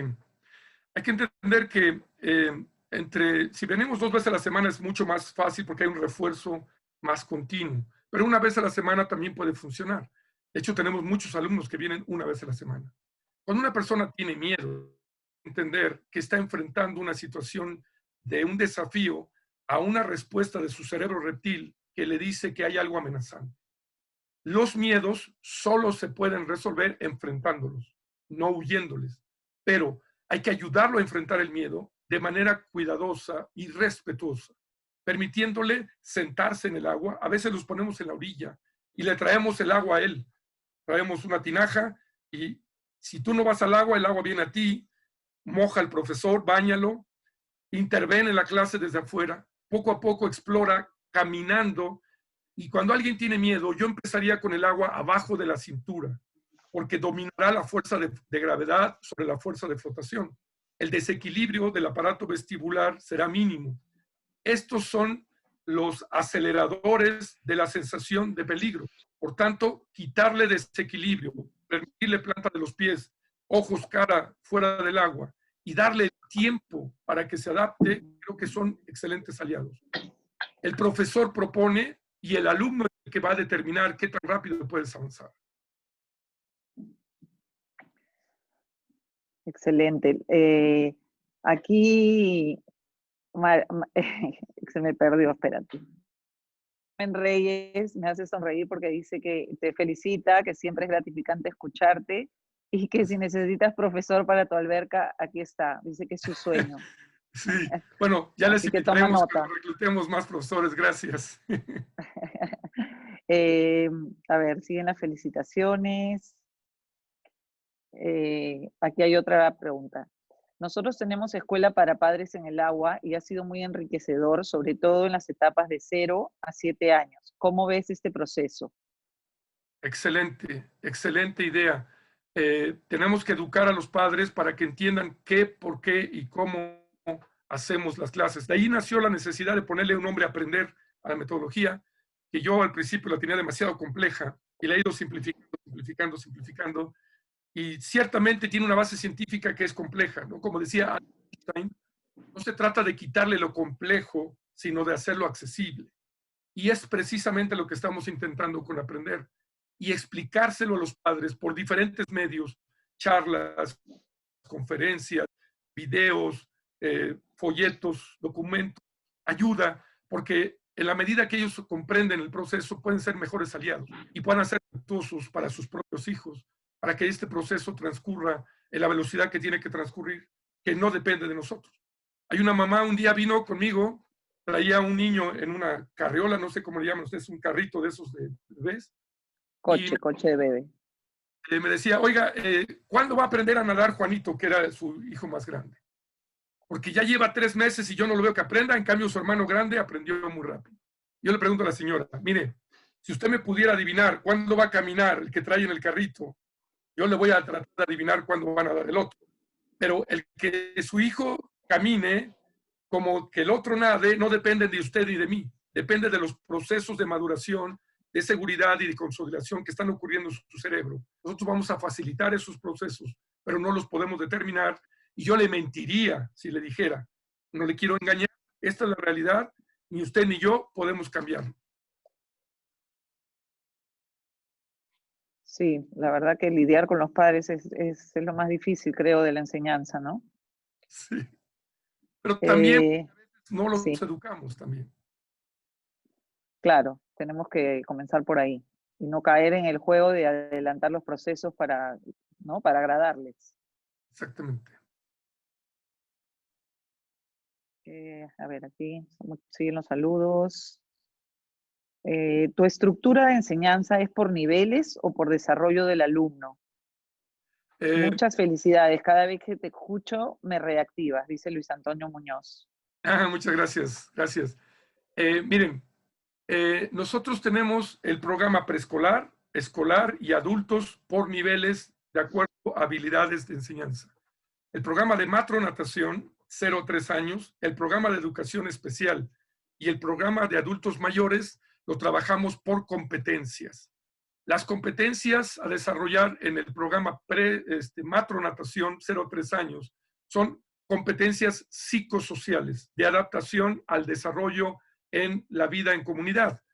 Hablamos de gestualización, imitación, interacción, mirada sustentada, etcétera. Estas son las competencias que la mamá, a través del vínculo afectivo, reforzando y empoderando al bebé, al acompañarlo, enfrenta a este mundo desconocido que es el agua y le va dando la seguridad para que empodere la transmisión del vínculo afectivo que le llamamos resonancia afectiva.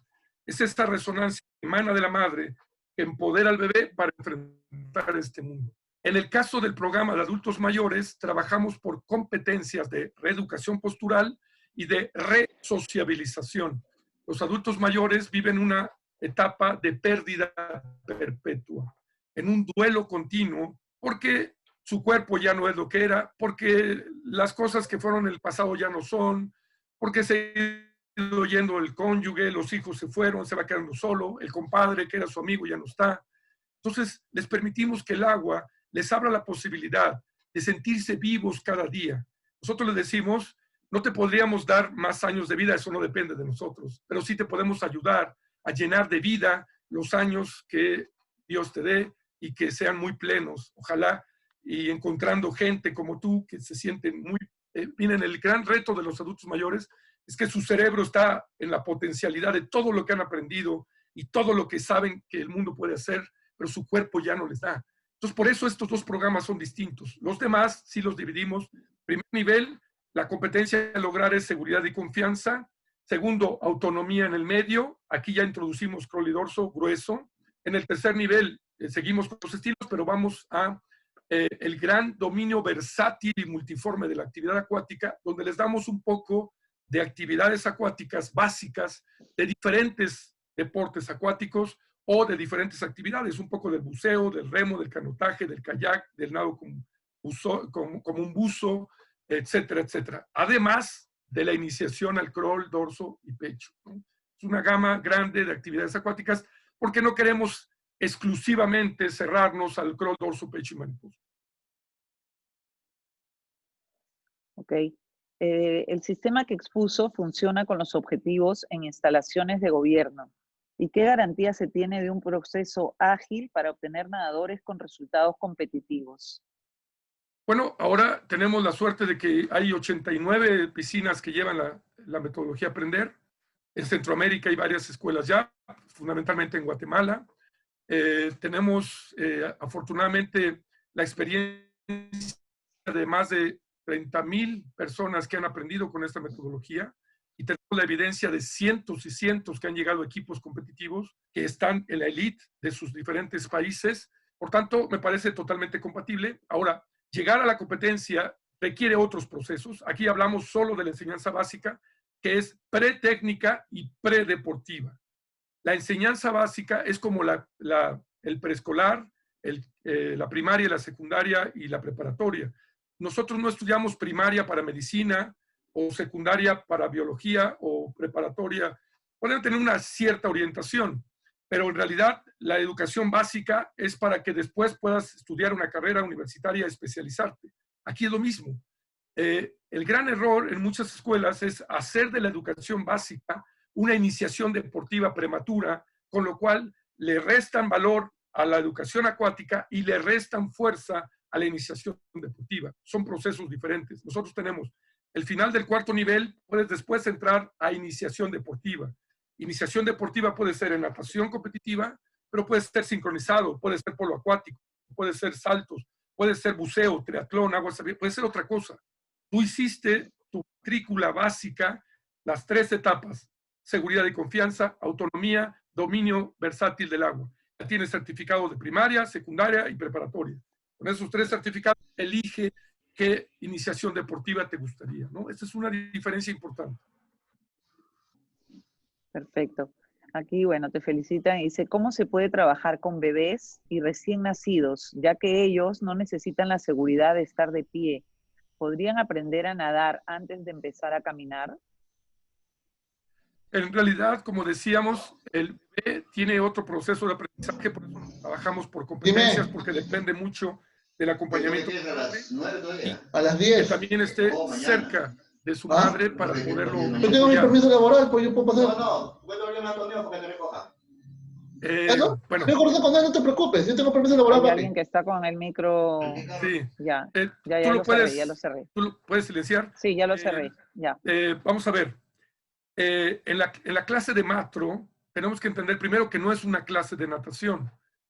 Hablar de clases de natación en matro es como hablar de clases de computación para bebés. Hay ciertos aspectos que todavía no va a comprender y quizá no es lo más importante. El movimiento y la habilidad motriz que se adquiere en el agua a través del acompañamiento de la estimulación temprana es una consecuencia y no es un fin o un propósito a buscar. Seguramente si hacemos bien las cosas van a aprender y van a aprender mucho, pero si no aprenden o no vemos el aprendizaje que es distinto, no debemos preocuparnos. Hay muchos aprendizajes en la etapa maternal que son pasivos, no los expresa el bebé hasta que tiene la necesidad de hacerlo. Ejemplo, yo tenía a mi bebé, mi esposa lo llevaba, y después de 2 años, un día mi esposa, que también es educadora, me dice, tú y yo somos un fracaso.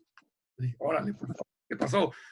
Dice, tu hijo, el hijo del director, es el único que no mete la cara, no sigue las instrucciones, yo no creo que vaya a aprender a meter la cara porque ya lleva 2 años y todos se sumergen y él no se sumerge. Ah, bueno, a ver, ¿tú lo ves contento? Sí, no, está feliz y avienta el agua y grita y brinca, pero no quiere meter la cara y si la mete, traga agua. Bueno, pasaron unos días y un día me dice mi esposa, ¿qué crees? Llegué a la piscina, estábamos en la clase y estaba acomodando los juguetes en un canasto. Cuando volteo, se me cayó un aro y tu hijo se tiró al fondo, agarró el aro, salió como pudo, me lo entregó y no le pasó absolutamente nada, no tragó agua ni nada. Ese era un aprendizaje pasivo. Lo utilizó o cuando tiene el placer, o cuando tiene la necesidad, o cuando no le queda de otra, va a tener que usarlo.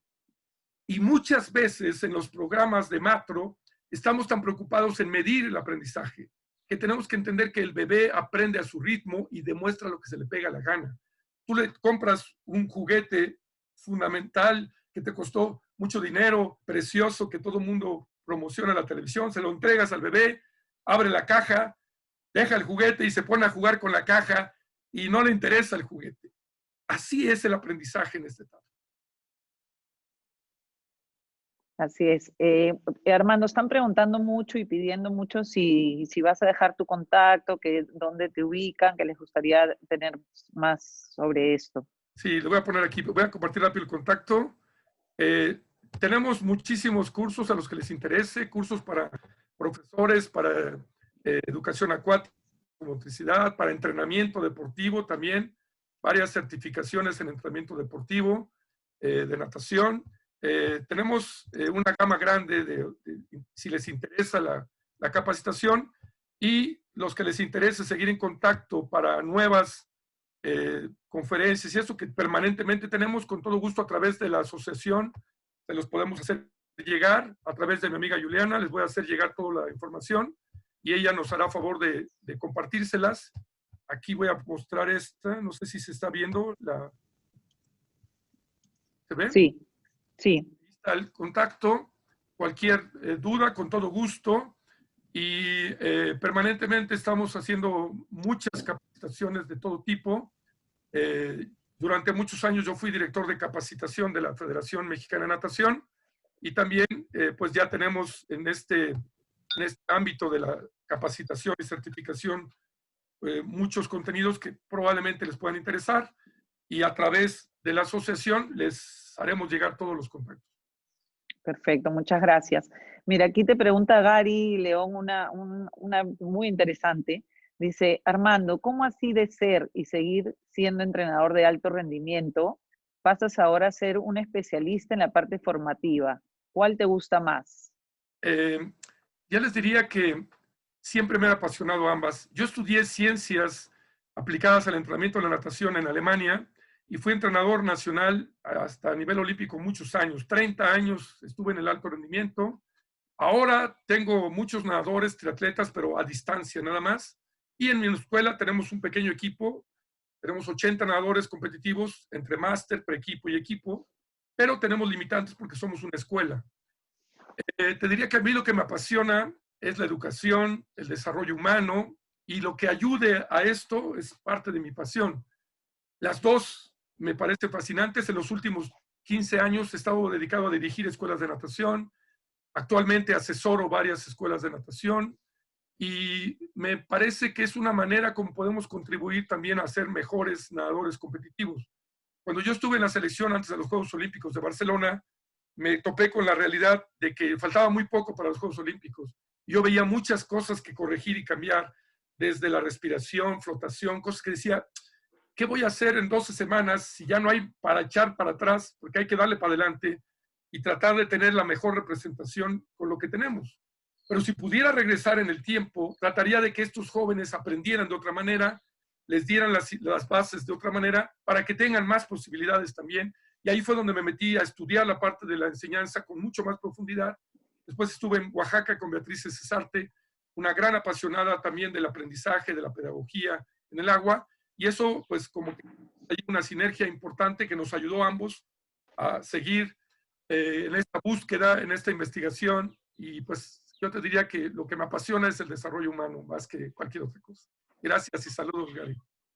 Excelente, excelente respuesta. Le voy a dar la palabra a Eduardo Maguiña, que ha levantado la mano y ha hecho varias preguntas en el chat. Prefiero que las haga él. Adelante, Eduardo, puedes desactivar tu... Gracias, Juliana. Buenos días. Un saludo grande al expositor y realmente brindarle las felicitaciones del caso por la excelente charla, ¿no? Mi primera pregunta, quería saber en qué medida el desarrollo psicomotriz del niño fuera del agua a edades tempranas de 4, 5, 6 años, ¿cómo influye en el aprendizaje de estos niños para el medio acuático? Eduardo, muchas gracias. Gracias por la pregunta, muy importante. Definitivamente, todo el bagaje de desarrollo motor que un individuo tenga desde el nacimiento, es más, antes del nacimiento, va a tener un impacto en la capacidad de aprender en cualquier momento de su vida. En esta etapa, fundamentalmente, que es la etapa prepuberal de la primera infancia, se están transcurriendo procesos muy importantes de maduración neuromotora. La sinaptogénesis, la mielinización, la poda neuronales y la especialización hemisférica, que son 4 de las fases más importantes de la maduración psicomotora.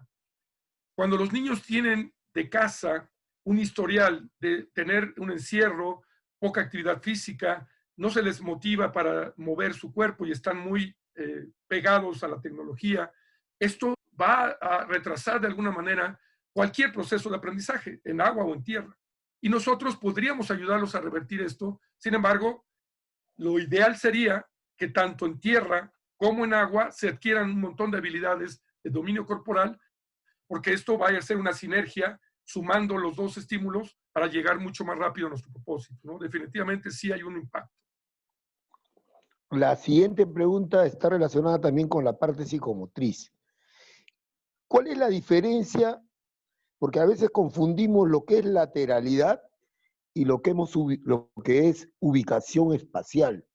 Y ahí quisiera que nos des un poquito más de claridad para que todos los que te están escuchando, y me incluyo en ese grupo, tengamos más claro la diferencia en estas dos cosas, ¿no? Sí, gracias, Eduardo. El sistema psicomotor humano, que empieza con el tono muscular, después con la postura, la especialización hemisférica, nos permite conocer el mundo en el espacio, en el tiempo, con el movimiento. Esta relación espacio-tiempo del movimiento es lo que da resultado de las capacidades coordinativas: ritmo, equilibrio, lateralidad, diferenciación, acoplamiento, etc. Este espectro en el que se desarrollan las capacidades. La lateralización es esta especialización de una parte del córtex motor que tiene tareas muy específicas para decir, tú te vas a encargar de la visión ángulo abierto, de la visión más cerrada, del movimiento fino, tú vas a hacer apoyo. ¿Para qué sirve la lateralización o especialización hemisférica? En términos evolutivos, lo que tenemos que entender es que el cerebro humano tiene todas las capacidades que posee al día de hoy, porque eso es lo que le ha permitido sobrevivir y mantener la especie viva. Todo lo que tenemos busca satisfacer esas necesidades. El tener doble visión te permite tener dos recursos para alertarte si hay peligro, para buscar alimento, para buscar dónde puedes tener una posibilidad de que los genes crezcan y tenga mejor resultado la especie. Todo estas son las funciones que el cerebro trata de resolver, y la especialización hemisférica, que es especializar un lado del cuerpo, cumple ciertas funciones y el otro lado del cuerpo cumple otra, es duplicarnos los recursos para sobrevivir y procrear y dar la posibilidad de seguir como especie. Este proceso termina aproximadamente a los 7, 8 años como máximo. Un niño que después de los 8 años no se ha podido definir como diestro o zurdo, no quiere decir que tiene una discapacidad, pero probablemente tiene un pequeño retraso madurativo neuromotor. Y es así como es diferente, ¿no? La lateralización es especialización para las tareas del lado derecho con respecto al lado izquierdo. Es el rostro humano, el lado izquierdo refleja la parte emocional y el lado derecho la parte racional. Somos cuerpos totalmente lateralizados. Mientras que el espacio-tiempo es el contexto en el que se desarrolla toda la motricidad. La última pregunta sería con respecto a la multilateralidad. La multilateralidad vista desde los trabajos que podamos hacer a temprana edad, como dijiste tú, ¿cómo influye en el desarrollo no solamente psicomotor del niño, sino a nivel de inteligencia cerebral, formándose mayores conexiones sinápticas? Correcto. La multiplicidad de estímulos, que le llamamos multilateralidad, se puede entender como una riqueza en la gama de movimientos, de experiencias motrices que vivimos en el agua, en tierra, en cualquier aspecto. Entre más diversa sea, vamos a tener una mayor cantidad de sinapsis nerviosas y sobre todo de circuitos. Hoy sabemos que no solamente la sinapsis, sino el circuito que interactúa entre varias redes neuronales.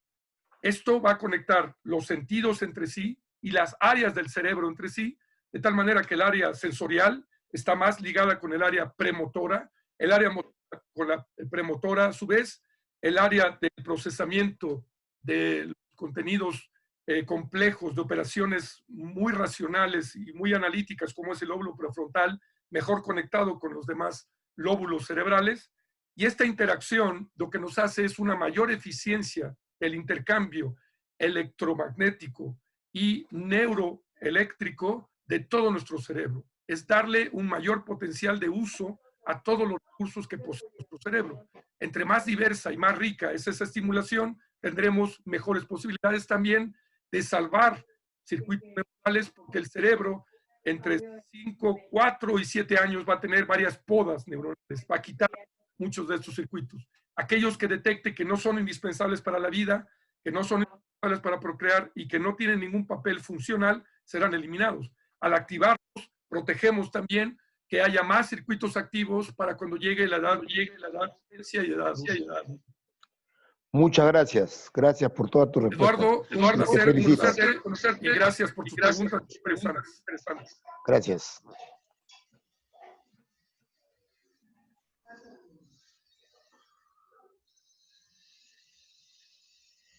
Tienes desactivado tu micrófono, Juliana.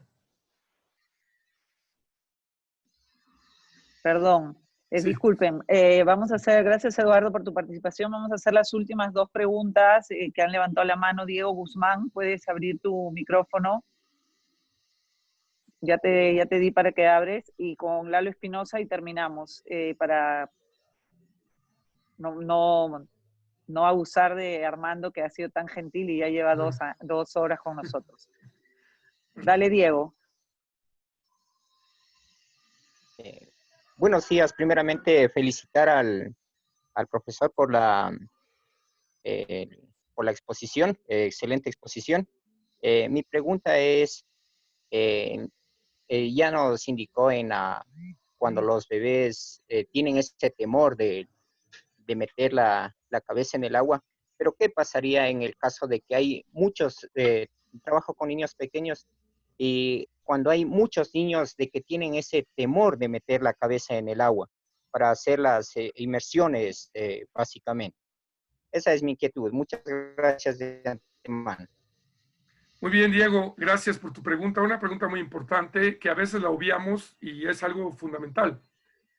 El hecho de que el bebé, el niño de cualquier edad o un adulto tenga reticencia por meter la cara al agua tiene que ver con que hay sensaciones que todavía no puede manejar en términos de que le representan una teórica sensación de riesgo. Tener agua en la cara, nuestra nariz, nuestra boca está hecha para estar libre y tener intercambio de oxígeno y de gases. Cuando yo limito esto, el cerebro inmediatamente lo reporta como algo amenazante. Lo ideal es, antes de tratar de que metan la cara, explorar el medio en verticalidad para tener más confianza. Una vez que la postura no representa un riesgo, porque cuando van a cara al agua, a veces no solamente es meter la cara, es cambiar la posición. O sumergirte y dejar de ver y oír, o cambiar la posición. Entonces estás dándole 5 tareas al mismo tiempo. Soporta agua en los ojos, en la nariz, en la boca, cambia la postura, y eso es demasiado para el cerebro. Hay que ir un estímulo a la vez. Yo empezaría por llevar el agua a la boca, llevar el agua a la nariz, llevar el agua a la cara. Lavarse la cara, familiarizar cada uno de los sentidos por separado y desconectarlo con el hecho de cambiar la postura.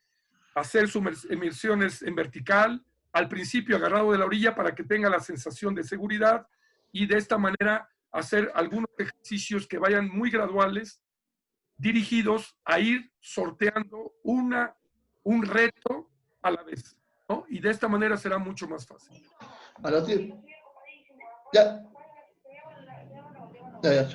Muchas gracias. La última pregunta, Lalo Espinosa, adelante. ¿Puedes activar tu audio?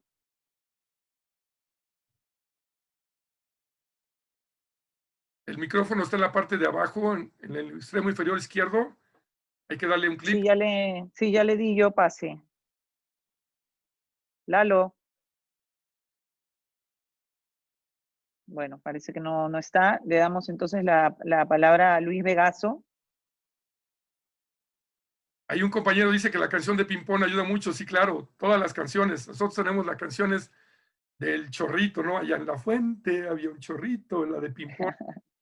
Todo eso, claro que ayuda. Mientras no haya un miedo importante, ¿no? Cuando ya el cerebro racional está ahí, entonces ayuda, ¿no? Adelante, adelante.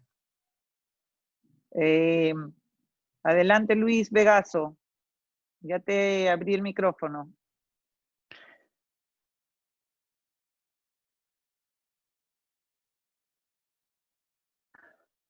Ahí está Luis. Aló. Adelante, Luis. ¿Qué tal, Luis?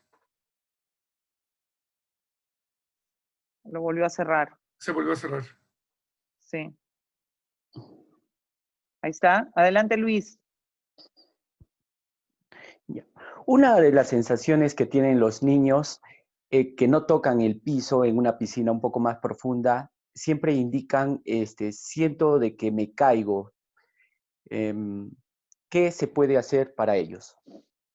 Bien, precisamente por eso nosotros sugerimos, hasta donde sea posible, empezar la exploración desde la vertical con apoyo plantar.